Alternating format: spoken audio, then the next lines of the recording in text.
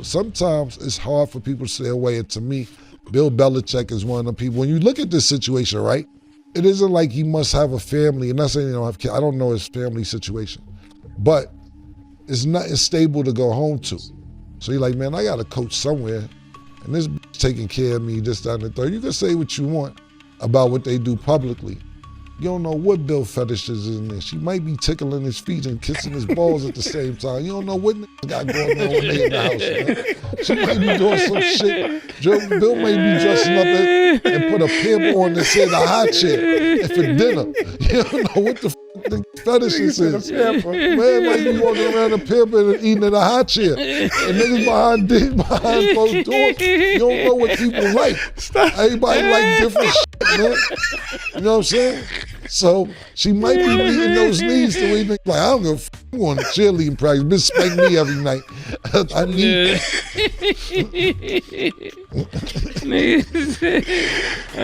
shit's crazy. Killa, where you get this from? You'll be surprised, murder. Some out there, some fetishes, man. Pause. A lot to think about.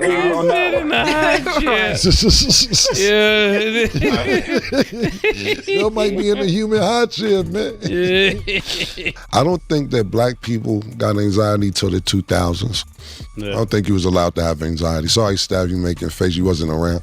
I wish you would have told somebody in '86 when you was black you had anxiety. Get the f out. Okay. Before I stopped, that it was one of those things you would be happy to get any meal. Pause. So now you can't drink certain milks and stuff like that. That's the gluten, like the gluten situation. Right. Exactly. Right. That's what I meant. I wish somebody in 1991 would have said, "Yo, I have anxiety." Would have smacked the shit out of nigga. What the fuck you mean you got anxiety? You ain't wasn't allowed to have anxiety. That wasn't a black people word, at least not in my community growing up. Now young kids like, I'm just like anxiety. You know why, murder? I've realized because it's a lot of we provided a better life for the next generation. We didn't have a great life till now. You got 2-parent homes. You're growing up in gated communities. You have a little money. I guess our anxiety was not getting out of the ghetto, but you wasn't allowed to use that word. We might have had it, but that word was like, nah, you couldn't use the word anxiety.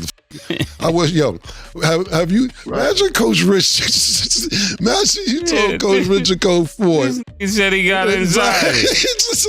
Yeah, he would have definitely, we'd have been running live. Yeah, off of that, would have been running. You really have anxiety after this. I wish I would have told my mother or grandmother I had anxiety. Would have lost their motherfucking mind. But hey, I'm happy that we're growing and using better words for whatever troubles we had, because we may have had anxiety, but like I said, murder, our anxiety, and Mike probably too, because Mike, you just made a great point. Right. I think our anxiety was like, yo, we got to get the out of this situation that we're in. Yeah, but so anxiety did exist. Yeah, but we wasn't allowed that word. We couldn't express it. There you go. That's what I was. Yeah. We couldn't express. We couldn't express the word anxiety. We just said, yo, we got to get the out of here. We grew up with the niggas of most niggas. Not saying niggas now, but goddamn, bro. You know what? We really crawled out a boiling pot to get out of here. Like literally, like, oh, Larry, I'm burning. Like, like you don't go back. You come by and say hello and help out who you can get out of there, but you don't go back in there. Fam, I live in several different neighborhoods that's very, very nice throughout the country. Thank God I'm in a great position. Swear to God, I can't be more thankful for the life that I have. I'm driving, getting close to my house. I see a nigga with a do-rag. I done. There's a nigga with a do-rag doing over here. I get low. I start driving like this. I can't be. I'm trying to get rid of it. I'm trying to get away from them. Yeah, so trust me, I get what both of y'all talking about. I start seeing, I'm supposed to be the only person in my neighborhood riding through blasting music dumb loud. I'm supposed to be only that person. I start hearing music. I'm looking out of here, yo. But you know I be with Lambo. I'm like, maybe they love NFL or something. Like, nah, man. I'm the only loud blasting do-rag wearing nigga in this neighborhood. So last thing before we wrap, some way, somehow, a quote from Paul Pierce is always going to make it every couple of months. What is Paul he got now? the latest relationship advice. He said, if you want to see if your girl really loves you, cheat on her. If she stays, then you know it's real. First off, and Paul, you my nigga. I just want to put that as a disclaimer. But this is probably why you was in divorce court.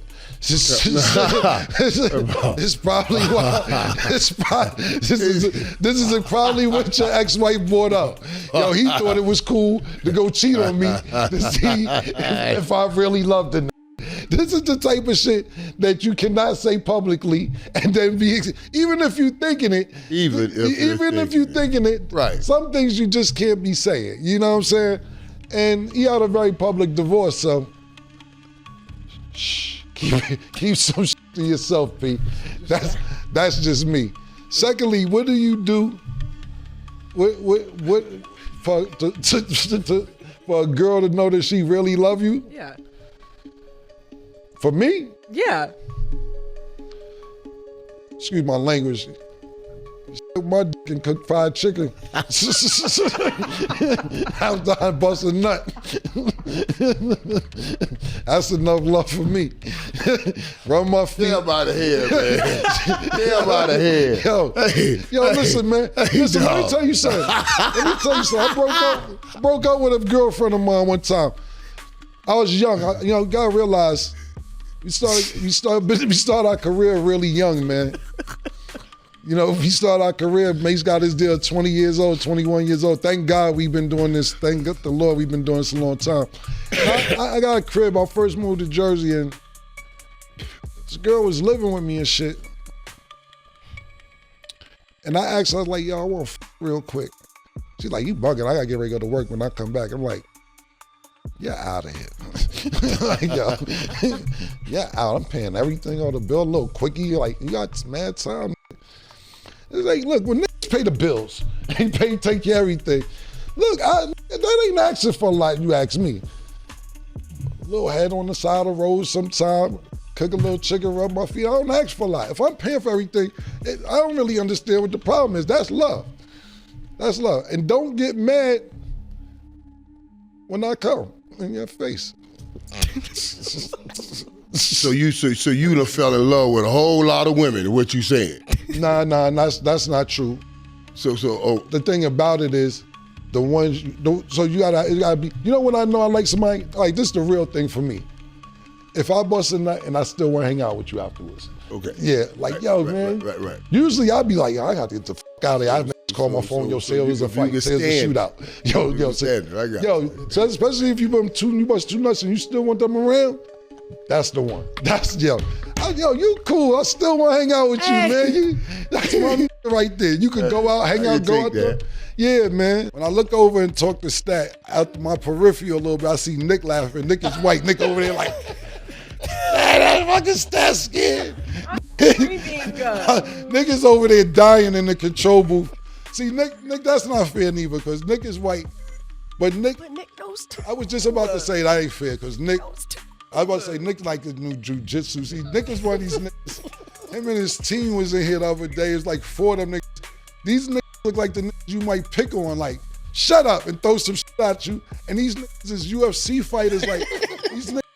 I asked Nick, I say, Nick, you ever got into some shit in the street and had to use your UFC-ness? He said, yeah, once at the movies, they tried to get crazy or the did. I said, well, what happened? He said, some guys got loud with us and me and my boys, and we just put these niggas in some shit and told them to relax. How you put a nigga in some shit and tell you to relax?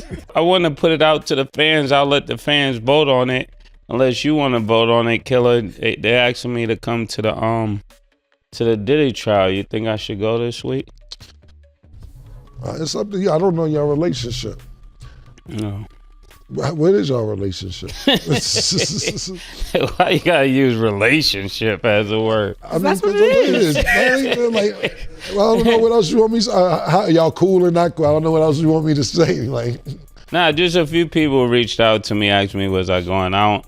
I was trying to figure out a way I could go at least a day.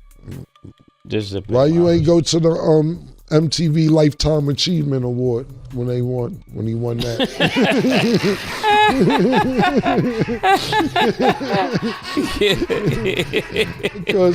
Because I see his son performing all your parts on the song.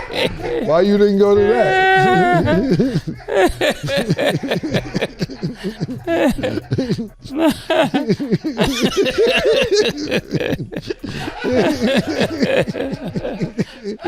You can't. Why you can't answer the question? What's the question? Am I going? Yeah. I'll go with you. If you going, I'm going. Yeah, I'm gonna go with you. If you going, I'm gonna go with you. Yeah. Just me randomly going? Nah, I ain't going by myself. If you gonna go, then yeah, I go with you. Stat, why you laughing, Stat? Because that was a funny question. I'm a hush. Which question? The Lifetime Achievement Award, like when people are up, like you gotta. No, the reason I asked, like, because they performed all the songs. That I Mase, know. yeah, and it wasn't Mase. I know.